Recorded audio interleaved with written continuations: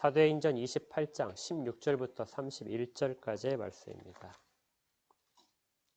사도행전 28장 16절부터 31절까지입니다. 신약성경 238쪽입니다. 제가 하나님의 말씀을 받들어 읽겠습니다. 하나님의 말씀을 받으십시오. 우리가 로마에 들어가니 바울에게는 자기를 지키는 한 군인과 함께 따로 있게 허락하더라. 사흘 후에 바울이 유대인 중 높은 사람들을 청하여 그들이 모인 후에 이르되, 여러분 형제들아, 내가 이스라엘 백성이나 우리 조상의 관습을 배척한 일이 없는데 예루살렘에서 로마인의 손에 죄수로 내준 바 되었으니 로마인은 나를 신문하여 죽일 줄목이 없으므로 석방하려 하였으나 유대인들이 반대하기로 내가 마지못하여 가이사에게 상소하며 내 민족을 고발하려는 것이 아니니라. 이러므로 너희를 보고 함께 이야기하려고 청하였으니 이스라엘의 소망으로 말미암아 내가 이 쇠사슬에 매인 바 되었노라. 그들이 이르되 우리가 유대에서 내게 대한 편지도 받은 일이 없고 또 형제 중 누가 와서 내게 대하여 좋지 못한 것을 전하든지 이야기한 일도 없느니라. 이에 우리가 너의 사상이 어떠한가 듣고자 하니 이 파에 대하여는 어디서든지 반대를 받는 줄을 알기 때문이라 하더라. 그들이 날짜를 정하고 그가 유숙하는 집에 많이 오니 바울이 아침부터 저녁까지 강론하여 하나님의 나라를 증언하고 모세 율법과 선지자의 말을 가지고 예수에 대하여 권하더라. 그 말을 믿는 사람도 있고 믿지 아니하는 사람도 있어 서로 맞지 아니하여 흩어질 때 바울이 한 말로 이르되, 성령이 선지자 이사야를 통하여 너희 조상들에게 말씀하신 것이 옳도다. 일렀을 때 이 백성에게 가서 말하기를 너희가 듣기는 들어도 도무지 깨닫지 못하며 보기는 보아도 도무지 알지 못하는도다. 이 백성들의 마음이 우둔하여져서 그 귀로는 둔하게 듣고 그 눈은 감았으니 이는 눈으로 보고 귀로 듣고 마음으로 깨달아 돌아오면 내가 고쳐줄까 함이라 하였으니 그런즉 하나님의 이 구원이 이방인에게로 보내어진 줄 알라. 그들은 그것을 들으리라 하더라. 바울이 온 이태를 자기 셋집에 머물면서 자기에게 오는 사람을 다 영접하고 하나님의 나라를 전파하며 주 예수 그리스도에 관한 모든 것을 담대하게 거침없이 가르치더라. 아멘.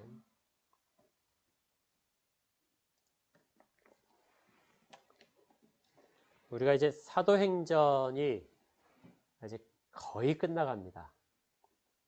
다음 주에 이번 주에 31절까지 하고 다음 주에 사도행전에 좀 중요한 내용 처음부터 끝까지 해서 좀 짚어봐야 될 부분, 결론 부분을 이제 한번 정리를 하면 사도행전 강해 설교가 끝나겠습니다. 1년 11개월쯤 걸렸네요. 그렇게 이제 좀 길게 한 설교인데요. 이제 뒷부분에 가서 이제 우리가 어떤 결론으로 가야 되는가 하는 부분이 오늘 이제 조금 나오게 될 것입니다. 지난주의 내용을 기억하실 텐데요.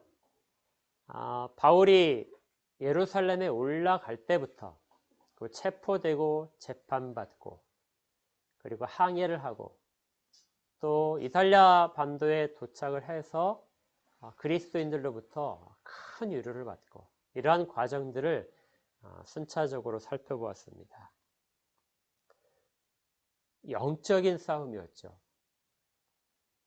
바울을 이끈 것은 성령의 힘이었고 그가 가는 길에서 방해를 하는 것은 사탄의 방해였습니다. 이 모든 영적인 싸움 속에서 바울은 매우 힘든 시기를 거쳐야 했습니다. 그렇지만 그를 지탱한 것은 믿음이었고 또 자기의 사명에 대한 자원하는 기쁨의 응답이었습니다. 결국 마지막 부분은 그가 아비오 광장에 도착했을 때 로마에 있는 그리스도인들이 바울을 맞으러 나온 것이었죠. 마치 전쟁에서 승리하고 있는 그러한 개선 장군을 기다리듯이 그렇게 그리스도인들이 로마의 성도들이 바울을 맞이했던 것입니다. 전혀 본 적이 없었던 그런 사람들로부터 하나님은 위로를 받게 하시는 하늘의 큰 위로를 경험하도록 그렇게 바울을 이끄셨습니다. 이제 오늘은 그렇게 큰 하늘의 위로를 맛본 후에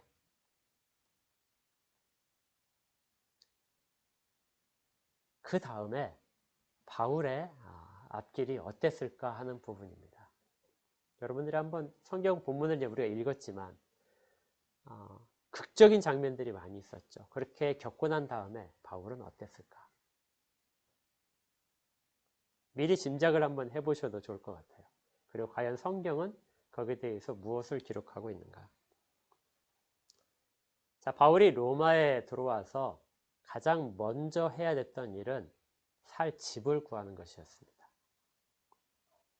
거기 16절에 보니까 이렇게 되어 있었죠.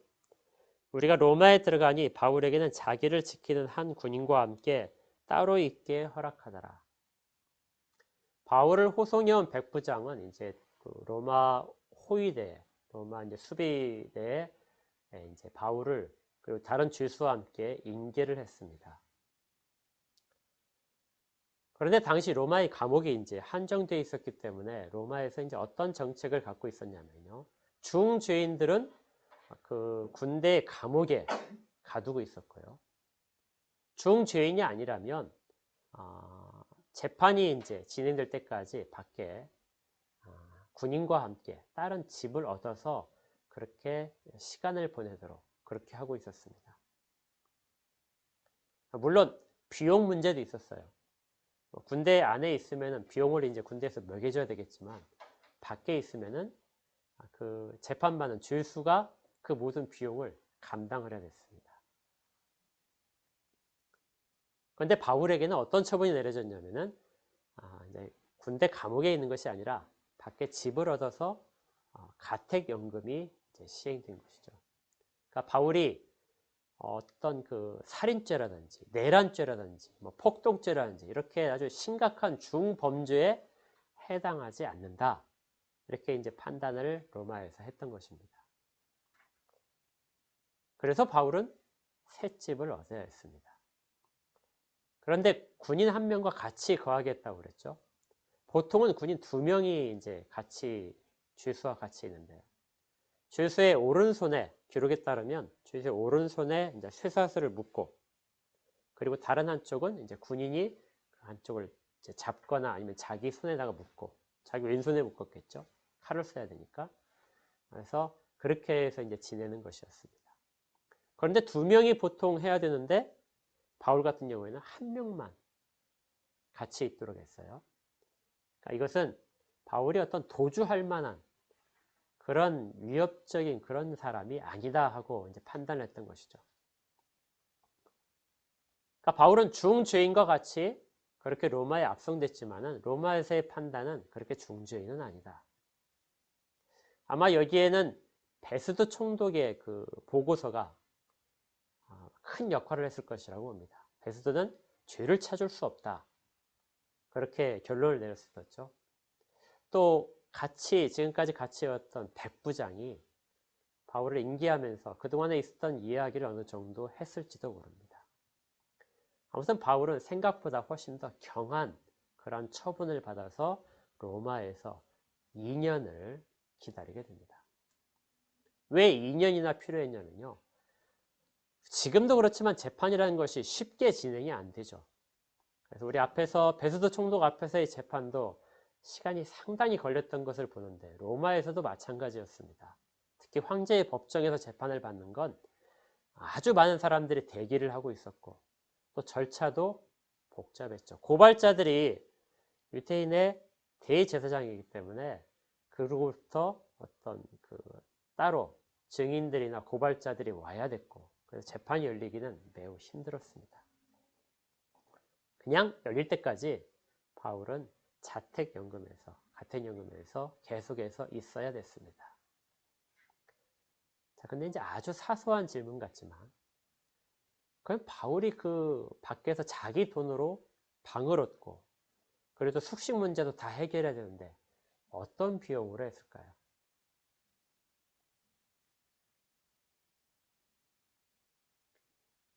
먼저 생각해 볼 수 있는 것은, 로마 교회가 바울의 그 모든 비용을 감당했을 것이다. 왜냐하면 그들은 저 멀리까지 한 68km쯤 떨어진 곳까지 와서 바울을 환영해서 같이 로마에 들어왔지 않습니까? 그렇다면 충분히 그렇게 했겠죠. 그런데 학자들은 그렇게 생각하지 않는 것 같습니다. 대부분의 학자들은 로마 교회가 그 비용을 감당하지 못했다. 감당을 어느 정도는 했을 수도 있겠지만 그 비용 전체를 다 감당하지 못했을 것이다. 왜냐하면 30절에 보게 되면 이런 표현이 있기 때문입니다. 30절 다시 한번 볼까요? 바울이 온 이태를 자기 셋집에 머물면서 자기에게 오는 사람을 다 영접했다. 어디에 머물렀다고요? 자기 셋집이다. 이 자기 셋집이 그냥 바울이 거하기 때문에 자기 셋집이라 한 것이 아니라 자기 셋집이란 말은 자기가 비용을 부담하고 있어서 자기 셋집이란 표현이 들어갔다고 봅니다. 그러니까 좀 의외죠. 그렇게 로마 교인들이 바울을 환영을 했는데 그런데 셋집에 대한 비용은 바울이 스스로 마련을 해야 되는 그런 상황이었다는 것이죠. 또 하나 이와 함께 드는 질문 하나가 16절부터 우리가 31절까지 읽었지만 이 내용 가운데 로마 교회의 성도들 이야기가 전혀 나타나지 않습니다. 바울이 그들과 어떤 교제를 했다거나 하는 부분에 대한 이야기가 전혀 기록되어 있지 않는 거죠.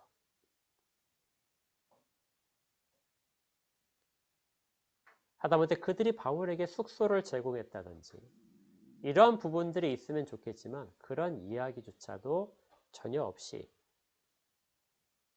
바울과 로마 교회 성도들 사이의 교제는 나타나지 않습니다. 좀 의외죠. 바울은 그렇게 로마에 가고 싶어 했는데 그리고 성도들을 만나서 그들에게 복음을 증거하고 싶었는데 물론 2년 동안 바울이 그 일을 안 했다 이렇게 보기는 어렵습니다. 그렇지만 누가는 특별히 거기에 대한 기록들을 전하고 있지 않는 것이죠. 그리고 바울은 자기 비용으로 그 일들을 감당을 하고 있었다. 왜 그랬을까요?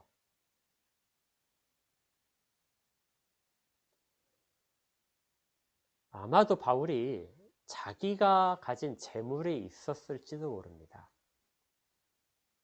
바로 앞에서 멜리데를 떠나올 때 원주민들이 바울에게 쓸 풍족한 것들을 주었죠. 바울이 거기에서 어떤 물질적인 후원을 받고 왔을 수도 있습니다. 그래서 가진 돈이 있었을 수도 있다. 그리고 아마 바울과 같이 간 일행 누가와 아리스다고 바울은 물론 일을 못했겠지만 누가와 아리스다고는 일을 할 수 있었지 않았을까. 바울도 갇혀있긴 하지만 집에서 일을 할 수 있었지 않을까. 그래서 자기가 벌면서 또 동료들과 같이 벌면서 셋집에 대한 비용을 감당했을 것이다 하는 부분도 생각해 볼 수 있고요. 근데 이런 것들은 다 추측이고요. 명백한 거 하나가 있습니다. 그게 뭐냐면 바울에게 빌립보 교회가 계속해서 후원을 하고 있었다는 것입니다. 빌립보서 4장 18절에 이렇게 돼 있어요. 제가 읽어드리겠습니다. 내게는 모든 것이 있고 또 풍부한지라 에바브로디도 편에 너희가 준 것을 받음으로 내가 풍족하니 이는 받으실 만한 향기로운 제물이요 하나님을 기쁘시게 하는 것이라. 빌립보 교회는 바울을 거의 공식적으로 끊임없이 후원을 한 그러한 교회였습니다. 바울이 유럽으로 건너가서 첫 번째 개척했던 선교했던 지역이죠. 그리고 그 교회는 그 이후로도 계속해서 바울에게 물질적인 후원을 끊이지 않았습니다. 그리고 지금 빌립보서는 바울이 로마에서 갇혀있는 상태에서 쓰고 있는 편지거든요. 그러니까 바울이 갇혀있다는 소식을 듣고 바울이 로마에서 재판을 기다리는 소식을 듣고 빌립보 교회는 재물을 모아서 다시 에바브로디도 편에 바울에게 전해줬던 것입니다. 그러니까 빌립보 교회가 그 비용 자체를 어느 정도 감당을 하고 또 바울과 일행들이 스스로 일자리를 찾아서 감당하고 그리고 로마 교회도 어느 정도 담당하고, 또 바울이 그동안 선물로 받았던 그런 물질들도 이 셋집을 얻는데, 생활하는데 모두 다 사용됐을 것입니다. 그런데 이렇게 보게 되면 바울이 왜 로마 교회로부터 그렇게 모든 것들을 다 받지 않았을까요? 그렇게 환영을 한 사람들이라면 바울이 필요한 모든 것들을 자기가 다 공급하겠다 하고 충분히 이야기를 했을 텐데, 왜 그렇게 그 부분에 대해서 특별히 또 로마 교회의 관계 속에서 그렇게 별다른 이야기가 기록되지 않을까요? 이것은 바울이 갖고 있던 선교의 원칙 때문입니다. 바울은 선교를 하면서 어느 지역에 갔을 때 그 지역에서 처음에는 그 지역으로부터 공급되는 물질적인 후원을 받지 않았습니다. 그래서 나중에 그 데살로니가 전서 2장을 보게 되면 2장 9절에 이렇게 되어 있습니다. 형제들아, 우리의 수고와 애쓴 것을 너희가 기억하리니 너희 아무에게도 폐를 끼치지 아니하려고 밤낮으로 일하면서 너희에게 하나님의 복음을 전하였다. 바울이 데살로니가 지역에 가서 선교를 할 때는 전혀 사람들에게, 자기가 선교를 하고 나서 그 사람들이 모여서 예배드리고, 그리고 또 복음에 대해서 계속해서 들을 때 그들이 후원하는 물질에 대해서 전혀 받지 않았다는 것이죠. 대신 자기가 열심히 일을 해서 일행들의 모든 것들을 다 감당을 했습니다. 왜 그랬다고요? 폐를 끼치지 않기 위해서. 폐를 끼친다는 말은 부담을 주는 것입니다. 바울이 모든 곳에서 이렇게 한 건 아니에요. 아까 빌립보 같은 교회는, 빌립보 교회에서는 형편이 어려운데도 불구하고 수많은 재물들을 모아서 바울을 끊임없이 가는 곳마다 전달해 줬습니다. 이건 바울이 흔쾌하게 받았어요. 그럼 빌립보 교회에서는 받고 데살로니가 교회에서는 거절을 하고, 다른 곳도 마찬가지입니다. 그런 차이점이 무엇이 있는가? 이게 헌신, 물질적인 헌신에 대한 개념의 차이입니다. 바울은 빌립보 교회의 재물은 받아도 좋은 것으로 생각을 했고, 데살로니가 교회에서는 받으면 안 되는 것이라고 생각을 했습니다. 물질적인 헌신은 물질을 교회에 준다, 이걸 헌신이라고 하지 않습니다. 헌신이란 말 자체의 의미가 담겨 있기 때문이죠. 우리가 헌금이라고 할 때 헌금의 의미도 마찬가지인데요. 저는 이제 물질에 대한 설교를 거의 안 하는 편이지만 이 부분에 대해서는 잠깐 짚고 넘어가야 됩니다. 우리가 보통 교회에 물질을 드릴 때 이제 어떤 사람들은 이렇게 이제 생각을 하죠. 내가 거둔 것이 다른 사람보다 많다. 내가 재산이 좀 많기 때문에 다른 사람들 위해서 주어야 되겠다. 어떤 사람은 교회가 이제 전체적으로 어떤 일을 감당해야 되는데 물질에 대한 그런 이제 부분을 이제 이야기를 하게 되면 부담이 오겠죠. 그래서 부담 때문에 어쩔 수 없이 드리는 사람도 있습니다. 또 어떤 그 직분 때문에, 우리 교회 이제 장로가 없지만 장로인 이제 안수집사 쪽에 있게 되면 장로는 이제 얼마를 쯤은 해야 되겠지, 뭐 이렇게 하는 이제 이야기들이 나올 수도 있어요. 어떤 행사가 있으면 이제 또 헌금을 해야 되는데 그 행사에 헌금할 때도 직분에 따라서 부담을 가지고 하기도 합니다. 또 교회를 오래 나왔기 때문에 또 할 수도 있죠. 또 심할 경우에는 교역자가 그분에게 얼마 하십시오 하고 이야기를 하는 경우도 있긴 있어요. 이런 것들을 다 헌신이라고 할 수 있을까요? 어떤 분들은 또 이렇게 하실 수도 있습니다. 더 많은 것을 얻기 위해서. 그렇죠? 심는 것이 있어야 거두는 것이 있다는 법칙에 따라서 교회에 많은 것을 심으면 훨씬 더 많은 것으로 거둘 것이다. 그래서 물질을 내놓는 경우도 있습니다. 어떤 소원 때문에 내놓는 경우도 있죠. 이러한 것들을 헌신이라고 하지는 않습니다. 만약에 더 거둘 것을 생각을 하고 교회 물질을 내놓고 공동체 물질을 내놓는다면 그것은 헌신이 아니라 탐욕이죠. 거둘 것을 위해서 심는 투자입니다. 어떤 직분이나 체면 때문에 사회적인 지위가 높아서 이렇게 내놓는 것이라면 사람들의 눈치를 보는 교만입니다. 헌신이 아니라 물질적인 교만의 표현이죠. 교회 물질을 내놓는 것은 어떤 기본적으로 내가 거둔 물질이 하나님이 내 필요를 채워주기 위해서, 하나님의 자녀인 내 필요를 채워주기 위해서 하나님이 허락하셨다. 그래서 하나님이 허락하신 것에 대한 믿음의 인식이 있어야 됩니다. 내가 땀 흘려서 거두었지만 그 모든 것을 거두게 하는, 열매를 거두게 하는 부분은 하나님이 허락하실 때만 가능하다. 하나님이 주셨다. 그리고 두 번째로는 내가 거둘 때 내 손으로 거두는 부분에 공동체에 다른 연약한 지체를 위해서 그 여분까지도 그들에게 나눠줄 수 있는 목까지도 하나님이 내게 주셨다. 그래서 그 부분은 내 것이 아니죠. 그래서 하나님 앞에 드릴 수 있는 것, 이것이 바로 헌신입니다. 공통적으로 자기가 거둔 것이 아니라는 걸, 자기에 속한 것이 아니라는 부분에 대한 것이 있어야 가능한. 그래서 헌신이라고 하는 것 말 자체가, 헌금이란 말 자체가 하나님께 자기를 드린다는 표현이 있습니다. 나를 내려놓고. 그러한 부분이 없다면은 그것은 탐욕과 교만의 표현일 수 있는 것이죠. 금액에 상관없이 그렇게 될 가능성이 아주 큽니다. 실제적으로는 교회에 대한 신뢰가 있어야 되겠죠. 그 교회의 목회자나 이 물질이 사용되는 그러한 곳에 대한 신뢰, 그것이 영혼을 살리는 일에 사용될 것이다. 복음이 증거되는 일에 사용될 것이다. 이러한 신뢰가 있을 때. 그리고 내가 그 공동체에 속해 있다는 소속감. 내가 속해 있는 공동체에 어떤 일정 부분을 내가 감당을 해야 되겠다는 그러한 마음이 있을 때, 그때야 비로소 물질적 헌신이라는 말을 사용할 수 있는 것입니다.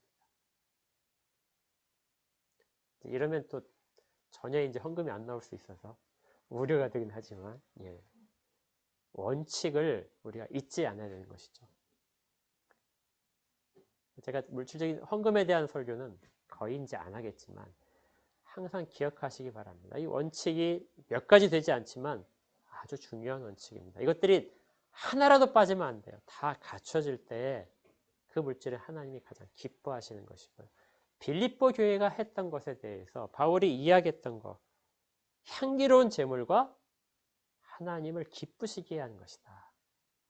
이러한 표현이 그때야 비로소 가능해지는 겁니다. 이 정도의 바탕이 빌립보 교회는 되어 있기 때문에 바울은 그 물질들을 받았던 것이고요. 데살로니가 교회는 그걸 찾을 수가 없었습니다. 그래서 바울이 그런 이야기를 한다면 그것은 그들에게 뭐죠? 부담이 가고 폐를 끼치는 것밖에 안 되는 것이죠. 그래서 어디에선지 이 원칙은 지켜졌습니다. 지금도 물론 똑같은 원칙이 적용되어 봤습니다. 자, 그러면 이제 로마 교회로 이제 바울이 왔을 때 바울이 그들에게 이러한 부분을 감당시키지 않은 이유는 바로 거기에 있는 것이죠. 로마 교회가 자발적으로 복음이 어떤 누군가에 의해서 성장하고 교인들 숫자가 상당히 있었겠지만 바울이 볼 때는 그러한 부분을 감당하기엔 아직 연약하다고 판단을 했습니다. 우리가 사도행전에 읽다 보게 되면 당시에 그 교인 숫자가 아주 많았을 것이다. 그리스도인들이 많았을 것이다 생각을 하는데요. 실제적으로 그리스도인들은 많지 않았습니다. 앞에 사도행전에서 뭐 하루에 5,000명이 뭐 회심을 하고 뭐 3,000명이 회심을 하고 그러기 때문에 야, 이 정도면은 굉장히 그 많은 숫자들로 교회가 엄청 커졌을 것이다 생각을 할 수 있는데 학자들이 조사를 한 거에 따르면 1세기 말에 그러니까 요한계시록이 기록될 당시에 전 세계에 전 세계로 봤자 그 근처겠지만 전 세계 그리스도인이 30만 명 정도밖에 안 되었다. 근데 지금 사도행전 28장은 61년경입니다.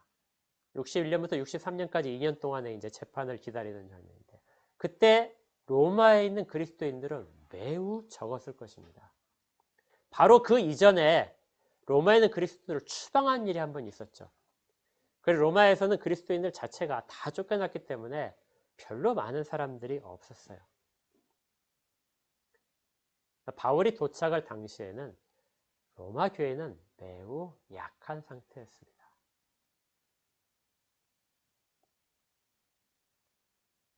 그들의 약한 그런 믿음과 또 그들의 신분적인 약함,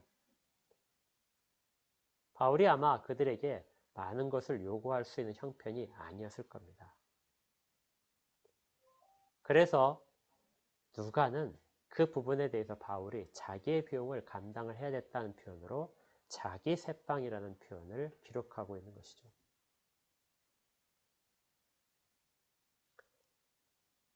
이런 상황 속에서 바울은 가장 먼저 한 일이 무엇이냐면요, 유대인들 지도자를 그 세방으로 초대하는 거였습니다.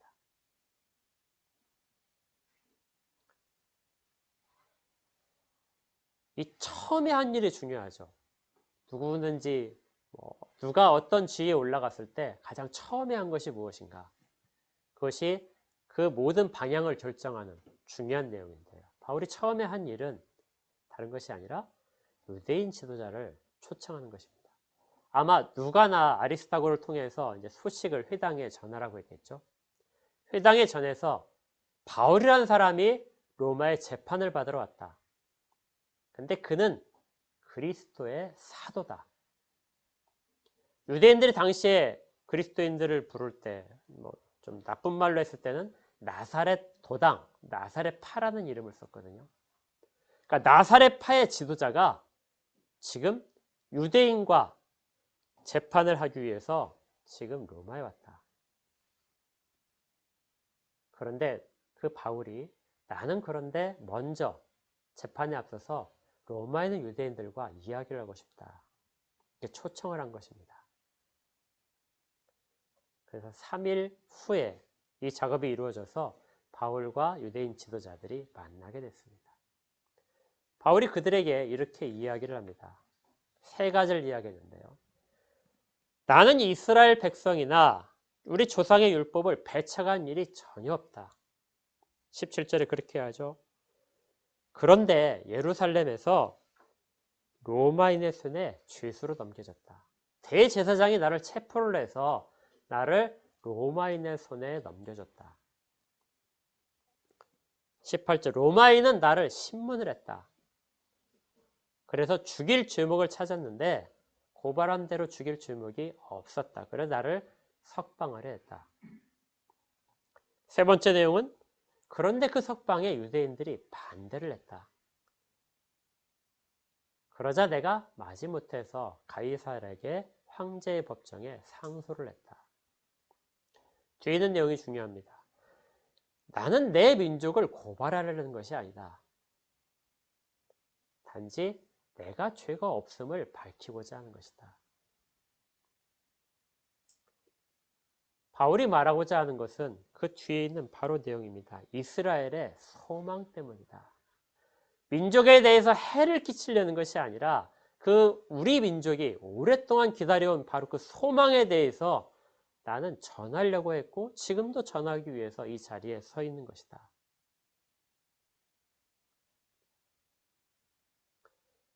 그런데 여러분들이 이 내용, 바울이 한 내용을 잘 들어보시면 전혀 낯설지 않습니다. 왜 그렇죠?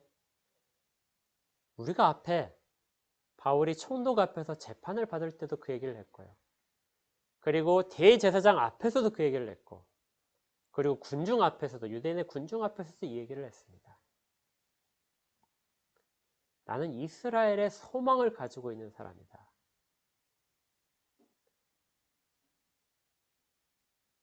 그 전으로 거슬러 올라가면 바울이 가는 모든 곳곳마다 바울은 가장 먼저 회당을 찾아가서 유대인들에게 이 이야기를 했었던 것이죠. 바울만 그랬습니까? 그 전으로 들어가 보니까 모든 사도들이 유대인들과 만나는 모든 장면 가운데서 이스라엘의 소망에 대해서 이야기를 했었습니다. 그 소망이 바로 그리스도다. 예수다. 전혀 사도행전의 처음부터 끝까지 다른 내용을 이야기하는 것이 아닙니다.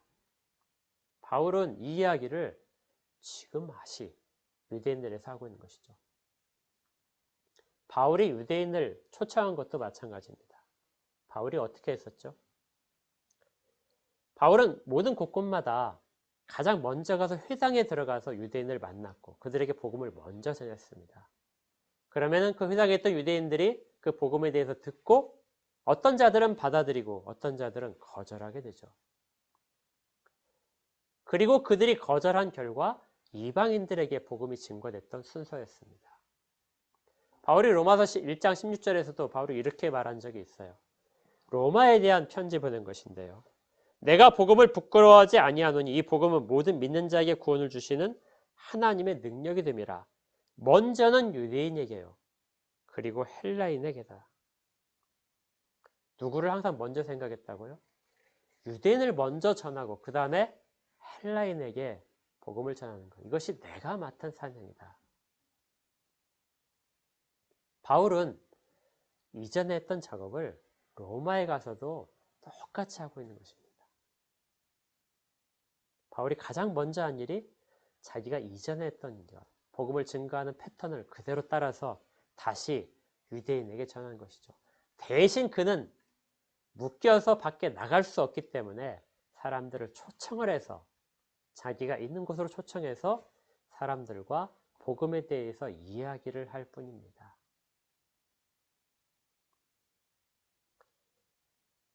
이 장면에서 우리가 꼭 또 하나 짚어야 할 게 있는데요. 지금까지 바로 앞에서 22장부터 시작해서 바울이 잡히고 그다음에 재판받는 장면이 아주 길게 기록되어 있었죠. 우리도 설교도 몇 차례에서 거의 반복해서 그 자리를 그 구절들을 설명을 했었는데 그런데 로마에 도착한 이유가 재판을 받기 위해서죠. 그런데 아까 성경 읽어봤지만 재판에 대한 기록도 전혀 없습니다.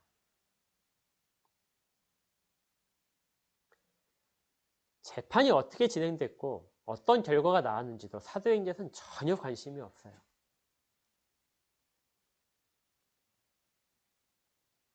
그렇다면 사도행전의 마지막에 가서 가장 관심 있는 부분은 이전에 했던 것처럼 로마에서도 똑같은 선교의 패턴을 바울이 행했다는 점입니다.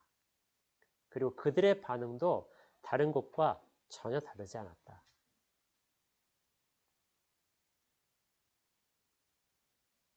이 부분이 약간의 의외성을 갖습니다. 바울이 지금 어떤 길을 거쳐왔죠?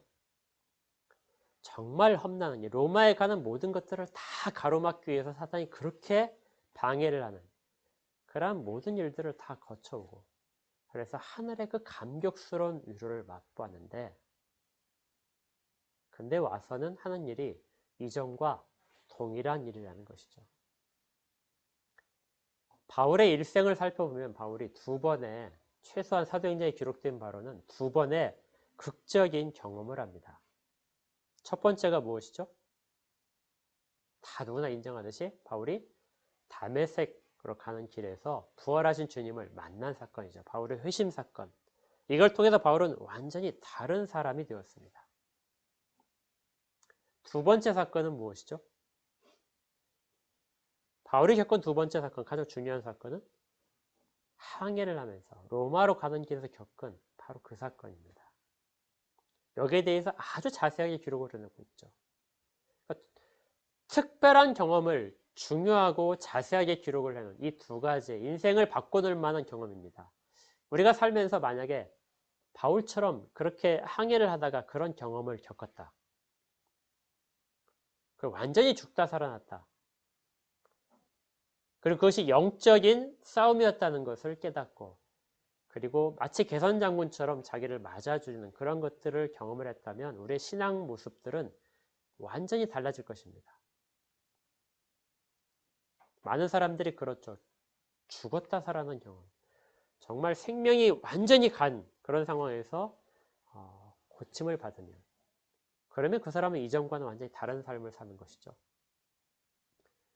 그런데 좀 냉정해 보이지만 말을 약간 바꾸면요, 어떤 극적인 경험을 하고 초자연적인 이적을 경험하고 나서 나의 삶이 바뀌었다 이렇게 말하는 것은, 그러면 그 경험이 없이는 나는 이 상태에 올 수가 없었다는 것이죠. 그 상태는, 이전의 상태는 정말 형편없었던 상황이라는 겁니다. 바울의 첫 번째 다메섹 도상에서의 경험이 바로 그걸 말하는 것입니다. 이전에 정말 철저하게 하나님을 떠나 있던 삶. 자기는 누구보다도 하나님에 대한 열심이 있었는데 실제적으로 하나님을 떠나 있었던 삶. 우리가 지금 선지서를 계속해서 보고 있지만 선지서에서 이스라엘 백성이 내가 하나님을 찾고 있습니다. 하나님을 찾고 있습니다. 내가 하나님 앞에 제물을 드립니다 하고 그렇게 하나님 앞에 강변을 했던 그 이전의 모습들. 실제로는 하나님을 알지 못하는 모습. 그것으로부터 극적으로 변해서 완전히 달라진 삶을 사는 것이 다메섹에서의 일어난 일이었죠. 그런데 그와 방불한 항해 가운데에서의 그 경험은 바울의 모습을 전혀 변화시키지 않았습니다.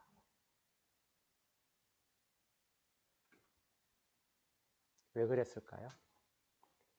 그 경험이 작은 경험이라서 그런 것이 아니라 아주 간단합니다. 바울이 이전에도 그렇게 살고 있었기 때문에 그렇죠. 이전에 그가 그렇게 살고 있었다면 어떤 초자연적인 기적을 통해서 하나님께서 그를 회복시키시고 도우시고 보호하신다 할지라도 그의 모습이 달라질 것이 전혀 더 이상 없었다는 것입니다.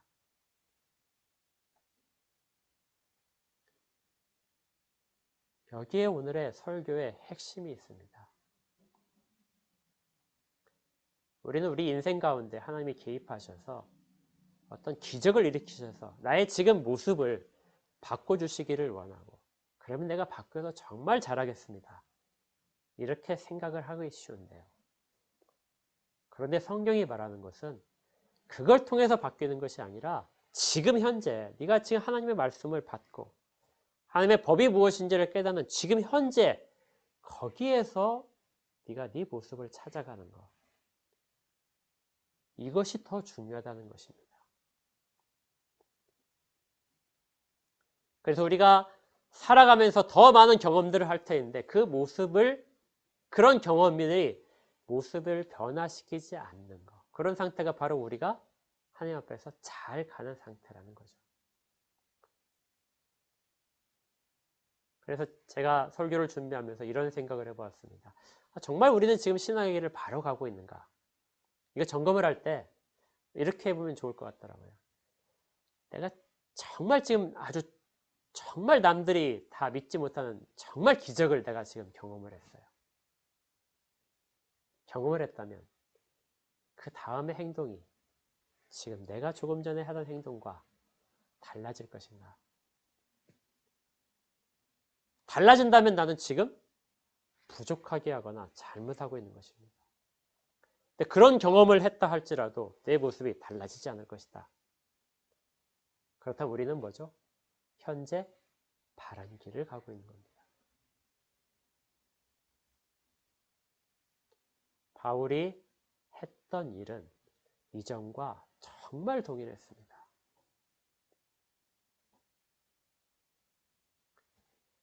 그렇다면 바울이 경험한 것은, 그 하늘의 위로를 맛본 것은 어떤 다른 어떤 기여하는 부분이 없었을까요? 바울에게 있었습니다. 우리가 지난주에 아주 중요한 구절로 했던 15절이 바로 그건데요. 15절을 다시 보면 이렇게 됩니다. 그곳 형제들이 우리 소식을 듣고 아비오 광장과 트레이스 타베르네까지 맞으러 오니 바울이 그들을 보고 하나님께 감사하고 뭘 얻었다고요? 담대한 마음을 얻으니라. 바울이 이전에 불안한 마음이 있었을까요? 없었습니다. 그는 바다 한가운데에서도 불안해하지 않았습니다.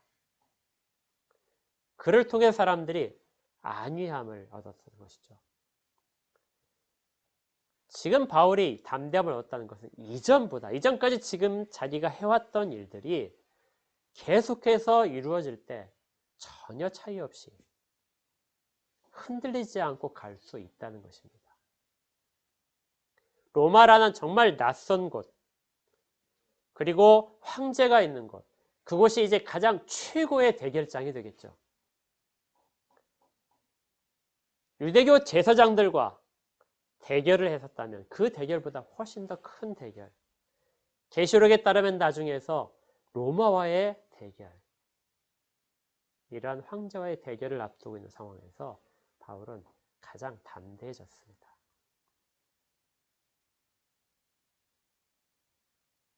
바울이 겪은 고난과 거기에 대한 하나님의 위로와 보호하심을 통해서 바울 자체가 달라진 것이 아니라 바울의 담대한 마음이 더 커졌다는 것입니다.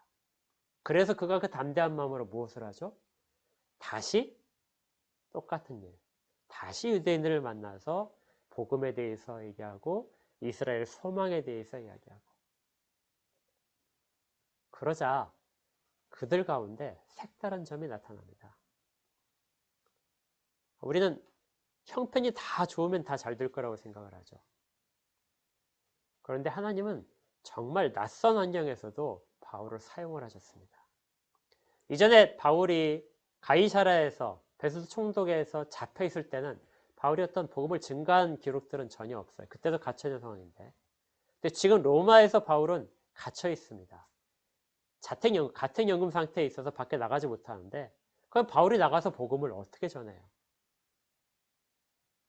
그런데 바울이 초청을 하자 그 사람들이 왔던 것입니다. 그리고 와가지고 이야기하면서 우리는 너에 대해서 들어본 적이 없다. 그런데 지금 모든 곳에서 너희 나사렛파에 대해서 반대하고 있다. 그러니까 그 당시에 상당히 반대가 많았던 걸 알 수 있어요. 우리가 사도행전에서 승리만 거둔 것을 생각하는데 많은 반대가 훨씬 더 있었다는 것을 짐작하게 됩니다. 그런데 우리는 너로부터 너희들의 사상에 대해서 듣고 싶다. 그래서 온 것이다. 너와 따지기 위해서 온 것이 아니라 모든 자들이 반대한다는 그 사상에 대해서 우리가 듣고 싶어서 초청이 응했다.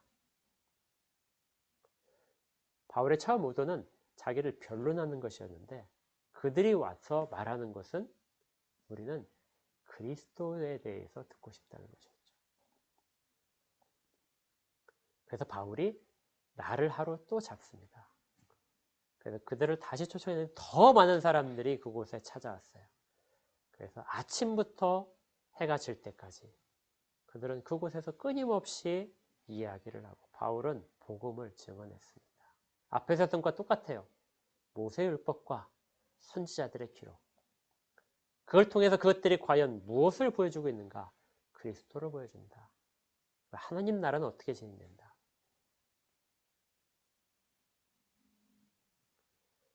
바울은 사슬에 매여 있고 집에 갇혀 있지만 복음은 갇혀 있을 수가 없습니다. 바울은 묶여있는 자이고 재판을 기다리는 자이지만 그의 담대함은 그러한 사슬과 집의 경계를 넘어서 로마 전체로 조금씩 퍼져가고 있었던 것이죠. 이것이 이제 로마 복음화의 기초가 됩니다. 사도행전의 마지막에 가서 우리는 사도행전이 마지막에 가면은 정말 좀 밋밋해지는 것을 발견하게 되죠. 앞에까지 극적인 일들, 기적적인 일들, 성령의 어떤 강력한 역사가 있었는데 정말 클라이막스로 조금씩 가야 되는데 사도행전 28장의 마지막 부분은 다시금 어디로 돌아오냐면요. 일상적인 모습. 어떤 초자연적인 기적이 아니라 보통의 선교의 모습. 마치 우리가 하는 것처럼 보통의 교회의 모습. 여기로 사도행전 28장은 마지막의 결론을 이끌어갑니다. 간혹 우리가 사도행전으로부터 극적인 장면들을 삼원하는 경우가 있어요. 그것도 교회가 경험해야 될 한 부분이고요. 개인적으로도 어떤 병이 고쳐지거나 아니면 정말 죽다 살아나거나 아니면 정말 심각한 장애가 해결되거나 아니면 문제가 완전히 축복되거나 이런 것들도 교회에서 일어날 일 중에 하나입니다. 그런데 더 중요한 일, 사도행전 처음부터 시작해서 마지막 부분까지 어떤 극적인 상황 다음에 이어지는 것들은 다시 일상 속에서의 복음의 증인으로 살아가는 것들입니다. 그래서 일상이 중요합니다.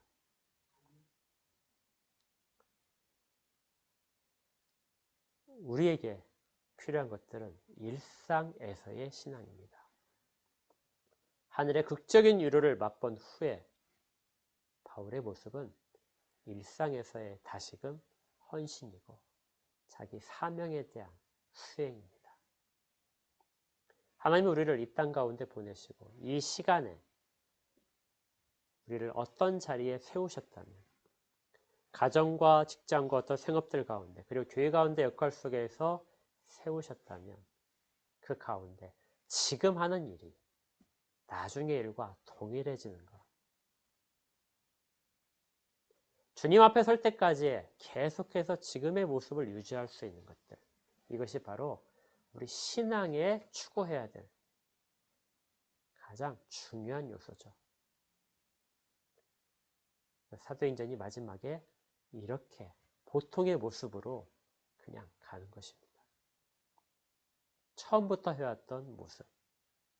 그것이 가장 핵심이고 중요한 것이죠. 사도행전을 마지막으로 이제 다음 주에 결론이 있겠지만 우리의 모습이 사도행전 속에서 이러한 모습을 닮아가야 됩니다. 바울을 닮아가자는 것이 아니라 바울을 통해서 나타나는 성령이 정말 무엇을 원하시는가 그 부분에 대한 내용들을 알아가자는 것이죠. 성령은 우리에게 많은 경험을 주시고 그를 통해서 현재에서의 일상에서 현재 삶에서의 담대함으로 주의 백성으로 자기 역할을 감당케 하는 것. 이것을 기억하시면 사도행전을 바르게 읽을 것이라고 자신 있게 말씀드릴 수 있습니다. 그런 모두가 되기를 주의 이름으로 축복합니다. 기도하겠습니다. 하나님 감사합니다. 어리석게도 저희는 극적인 체험들이 있어야만 저희들의 인생이 바뀔 것이라고 그렇게 소원을 하며 기다립니다. 그런데 그렇게 기다리는 것이 지금 현재의 모습이 안 변한다는, 정말 부족하다는, 부끄럽다는 그런 고백이 있어야 되는데 그런 고백 없이 그 기적만을 기다립니다. 이미 복음에 대한 말씀을 들은 자들로서 현재의 삶이 우리가 경험할 어떤 이적적인 것들, 그런 것들에 의해서 구애받지 않고 여전히 유지될 수 있는 삶을 지금 가질 수 있도록 도와주시옵소서.